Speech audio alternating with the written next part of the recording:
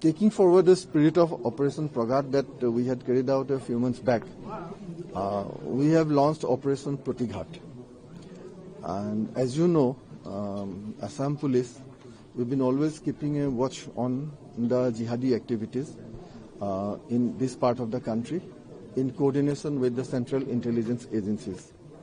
And based on the inputs given to us by central intelligence agencies, we came upon an interesting module of Imam Mahmudar Kafila. This was established in 2018 by Jewel in Bangladesh. He is an ex-cadre of JMB, and post change of regime in Bangladesh, they have been emboldened and their activities intensified. And they also started targeting Assam and a few other places in this part of the country. And the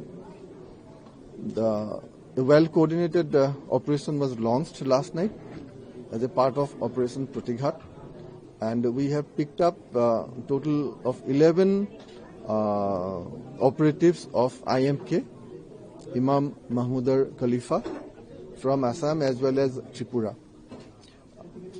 The in charge of Assam, the head of Assam, Tamim, he has also been arrested. We have seized a lot of incriminating documents, a lot of banned literatures, and we have found that they have been active for quite some time, taking directions from Bangladesh-based handlers.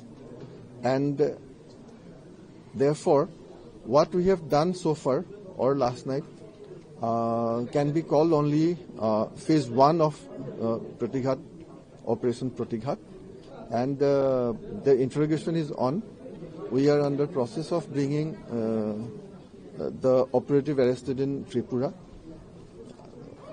The operatives picked up in different parts of our state are being interrogated, and as and when we get something concrete, we'll launch the next phase, and we'll share with you the updates. As far as this down is concerned, this module is concerned, was it limited to Assam and Tripura, or had they been able to, penetrate Assam and other it is definitely linked to Assam and Tripura and other parts as well, which I do not want to disclose as of now.